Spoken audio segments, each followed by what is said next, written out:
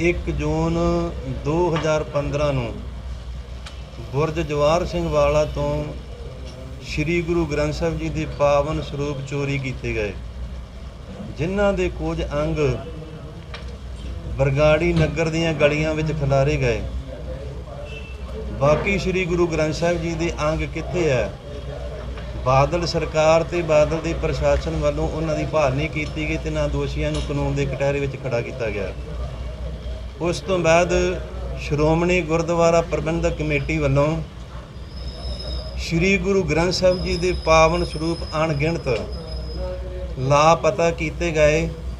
Shiromani committee ਵੱਲੋਂ ਇੱਕ committee ਬਣਾਈ ਤੇ ਉਸ ਕੇਸ ਨੂੰ ਰਫਾ ਦਫਾ ਕੀਤਾ ਗਿਆ, ਪਰ ਸਿੱਖ ਹਿਰਦੇ ਇਹਨਾਂ ਦੀ ਪੜਤਾਲੀਆ ਰਿਪੋਰਟ ਦੇ ਨਾਲ ਸਹਿਮਤ ਨਹੀਂ। ਬਾਦਲ ਦੀ ਸਰਕਾਰ ਦਾ ਅੰਤ ਹੁੰਦਾ ਹੈ, ਕੈਪਟਨ ਦੀ ਸਰਕਾਰ ਆਉਂਦੀ ਹੈ।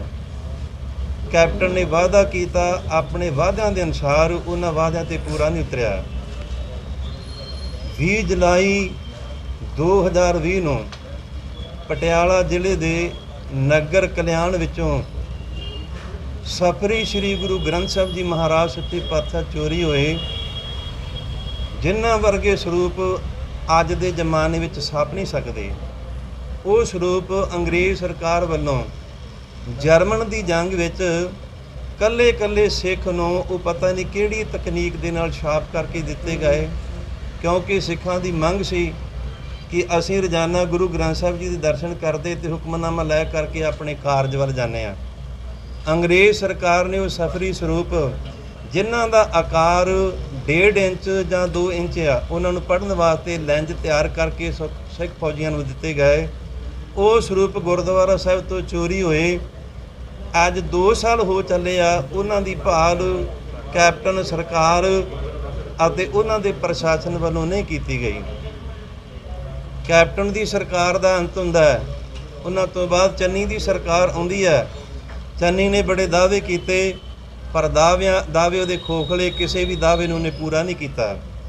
ਚੰਨੀ ਦੀ ਸਰਕਾਰ ਦਾ ਅੰਤ ਹੁੰਦਾ, ਨਵੀਂ ਚੋਣ ਪ੍ਰਚਾਰ ਮੁਹਿੰਮ ਚੱਲਦੀ ਹੈ।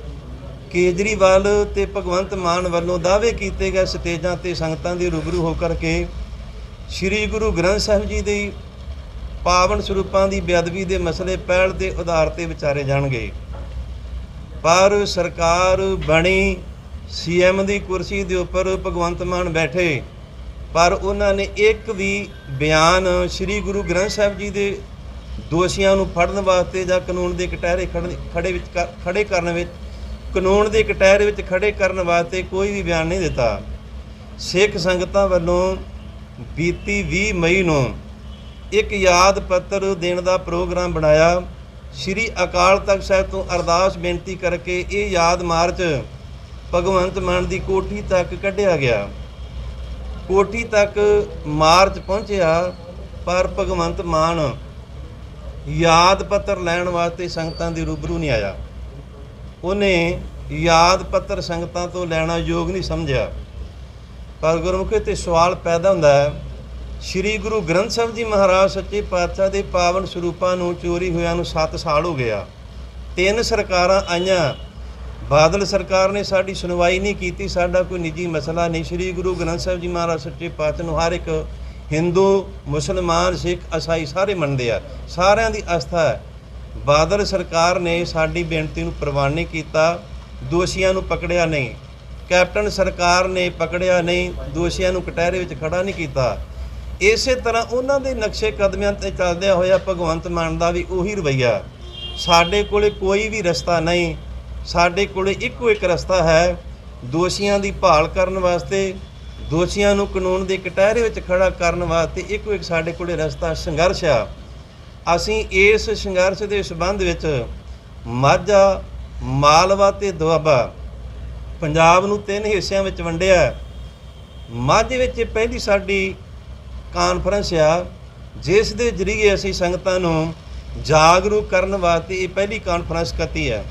ਇਸ ਤੋਂ ਬਾਅਦ ਅਸੀਂ ਮਾਲਵੇ ਦੀ ਧਰਤੀ ਬਠਿੰਡੇ ਸ਼ਹਿਰ ਵਿੱਚ ਕਰਾਂਗੇ, ਮਾਲਵੇ ਦੇ ਲੋਕਾਂ ਨੂੰ ਜਾਗਰੂਕ ਕਰਨ ਵਾਸਤੇ।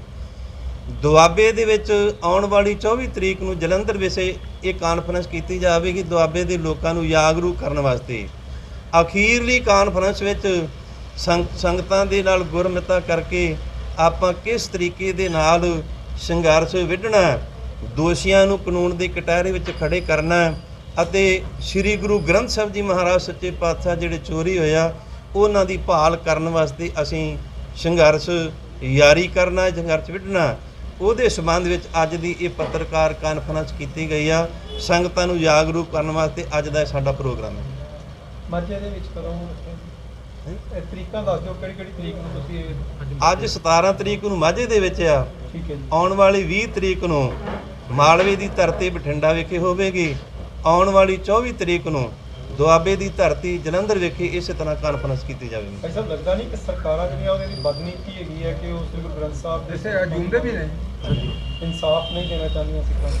ਪਰ ਇਹ ਤਾਂ ਹੁਣ ਸ਼ਰੇਆਮ ਹੈ ਨਾ, ਜਿਸ ਤਰ੍ਹਾਂ ਬਾਦਲ ਪਰਿਵਾਰ ਨੇ ਕੀਤਾ ਇਸੇ ਤਰ੍ਹਾਂ ਕੈਪਟਨ ਪਰਿਵਾਰ ਨੇ ਕੀਤਾ ਤੇ ਉਹਨਾਂ ਦੇ ਨਕਸ਼ੇ ਕਦਮਾਂ ਤੇ ਹੁਣ ਭਗਵੰਤ ਮਾਨ ਦੀ ਸਰਕਾਰ ਚੱਲਦੀ। ਸਾਰਿਆਂ ਨੂੰ ਪਤਾ ਹੀ ਹੈ ਕਿ ਜੋ ਉਹਨਾਂ ਨੇ ਦਾਅਵੇ ਕੀਤੇ ਦਾਅਵੇ ਸਾਰੇ ਖੋਖਲੇ ਆ, ਉਹਨਾਂ ਦੇ ਉੱਪਰ ਪੂਰਾ ਨਹੀਂ ਉਤਰਿਆ।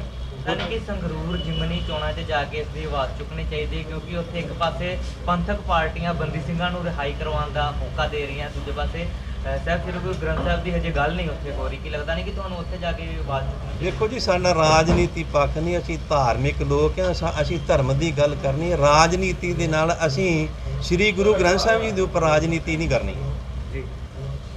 ਲੇਕਿਨ ਬੰਦੀ ਸਿੰਘਾਂ ਦੀ ਰਿਹਾਈ ਦੀ ਮੰਗ ਲੰਘਦੇ ਸਮੇਂ ਤੋਂ ਚੱਲਦੀ ਪਈ, ਉਹਨਾਂ ਨੂੰ ਰਿਹਾ ਨਹੀਂ ਕੀਤਾ ਜਾ ਰਿਹਾ। ਦੂਜੇ ਪਾਸੇ ਸਰਸਾ ਸਾਧ ਨੂੰ ਜਿਹੜਾ ਅੱਜ ਪਰੋਲ ਮਿਲ ਗਈ 1 ਮਹੀਨੇ ਦੀ। ਇਹ ਜੀ ਸਿੱਖ ਸੰਗਤ ਆਪੋ ਆਪਣੀ ਜਗ੍ਹਾ ਦੇ ਉੱਪਰ ਸਾਰੀਆਂ ਤਤਪਰ ਨੇ, ਜਿੰਨਾ ਕਿਸੇ ਦਾ ਜ਼ੋਰ ਪੈਂਦਾ ਲਾਈ ਜਾਂਦੇ ਆ। ਬੰਦੀ ਸਿੰਘਾਂ ਦੀ ਰਿਹਾਈ ਹੋਣੀ ਚਾਹੀਦੀ। ਇੱਕ ਗੱਲ ਅਸੀਂ ਕਹਿਣੀ ਚਾਹੁੰਦੇ ਹਾਂ, ਉਹ ਇਹ ਹੈ ਕਿ ਰਾਜਨੀਤੀ ਨਾਲ ਸਾਡਾ ਭਾਵੇਂ ਇਸ ਮੁੱਦੇ ਦਾ ਕੋਈ ਸਬੰਧ ਨਹੀਂਗਾ, ਪਰ ਇਹ ਗੱਲ ਸਮਝ ਲੈਣੀ ਚਾਹੀਦੀ, ਇਸ ਮੁੱਦੇ ਨੇ 3 ਮੁੱਖ ਮੰਤਰੀਆਂ ਦੀ ਬਲੀ ਲੈ ਲਈ ਹੈ। ਪਰ ਜੇ ਹੁਣ ਵੀ ਇਹ ਮਸਲੇ ਵੱਲ ਧਿਆਨ ਨਾ ਦਿੱਤਾ, ਇਹ ਸਰਕਾਰ ਵਾਸਤੇ ਵੀ ਆਉਣ ਵਾਲੇ ਸਮੇਂ ਦੇ ਵਿੱਚ ਦਿੱਕਤਾਂ ਖੜੀਆਂ ਹੋਣਗੀਆਂ। ਦੂਜੀ ਗੱਲ ਇੱਕ ਇਹ ਸਪਸ਼ਟ ਕਰ ਦੇਣੀ ਚਾਹੁੰਦੇ ਆ ਕਿ ਜਿਹੜੇ ਗੁਰੂ ਗ੍ਰੰਥ ਸਾਹਿਬ ਜੀ ਦੇ ਸਰੂਪ ਚੋਰੀ ਹੋਏ ਆ, ਉਹ ਬਾਦਲ ਸਰਕਾਰ ਦੇ ਰਾਜ ਸਮੇਂ ਹੋਏ ਆ। ਜੇ ਸ਼੍ਰੋਮਣੀ ਗੁਰਦੁਆਰਾ ਪ੍ਰਬੰਧਕ ਕਮੇਟੀ ਨੇ 328 ਸਰੂਪ ਗਾਇਬ ਕੀਤੇ ਆ, ਉਹ ਵੀ ਬਾਦਲਾਂ ਦੀ ਮਿਲੀ ਭੁਗਤ ਨਾਲ ਹੋਏ ਆ। ਦੂਸਰੀ ਗੱਲ ਇਹ ਹੈਗੀ ਹੈ ਕਿ ਜਿਹੜਾ ਕਲਿਆਣ ਨਗਰ ਦੇ ਵਿੱਚੋਂ ਗੁਰੂ ਗ੍ਰੰਥ ਸਾਹਿਬ ਦਾ ਸਰੂਪ ਚੋਰੀ ਹੋਇਆ, ਉਹ ਕੈਪਟਨ ਦੀ ਸਰਕਾਰ ਮੌਕੇ ਹੋਇਆ। ਪਰ ਜਿਹੜਾ ਬਰਗਾੜੀ ਕਾਂਡ ਵਾਪਰਿਆ, ਬੁਰਜ ਜਵਾਹਰ ਸਿੰਘ ਵਾਲੇ ਤੋਂ ਗੁਰੂ ਗ੍ਰੰਥ ਸਾਹਿਬ ਦਾ ਸਰੂਪ ਚੋਰੀ ਹੋਇਆ, ਉਹ ਬਾਦਲਾਂ ਦੀ ਸਰਕਾਰ ਮੌਕੇ ਹੋਇਆ।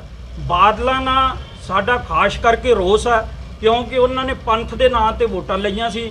ਇਸ ਕਰਕੇ ਜਿਹੜੀ ਸੰਗਰੂਰ ਵਾਲੀ ਜਿਮਨੀ ਚੋਣ ਆ, ਉਹਦੇ ਵਿੱਚ ਅਸੀਂ ਇਹ ਨਹੀਂ ਕਹਿੰਦੇ ਵੀ ਲੋਕਾਂ ਨੇ ਕਿਹਨੂੰ ਵੋਟ ਪਾਉਣੀ ਆ, ਚੰਗਾ ਕੈਂਡੀਡੇਟ ਵੇਖ ਕੇ ਉਹ ਵੋਟ ਪਾਉਣ, ਪਰ ਇਹ ਗੱਲ ਜ਼ਰੂਰ ਕਹਿੰਦੇ ਆ ਕਿ ਬਾਦਲਾਂ ਨੂੰ ਵੋਟ ਨਾ ਪਾਈ ਜਾਵੇ, ਕਿਉਂਕਿ ਮੁੱਖ ਦੋਸ਼ੀ ਤਾਂ ਉਹ ਹੈ ਸਾਡੇ। ਉਹਨਾਂ ਦੀ ਬਦੌਲਤ ਅੱਜ ਅਸੀਂ ਇੱਥੇ ਬੈਠੇ ਹਾਂ। ਤੇ ਜੇ ਇਹ ਉਹਨਾਂ ਨੇ ਕਾਂਡ ਨਾ ਕਰਵਾਏ ਹੁੰਦੇ ਜਾਂ ਸਾਨੂੰ ਇਨਸਾਫ ਦਿੱਤਾ ਹੁੰਦਾ, ਤੇ ਸਾਨੂੰ ਇੱਥੇ ਬੈਠਣ ਦੀ ਲੋੜ ਕੀ ਸੀਗੀ?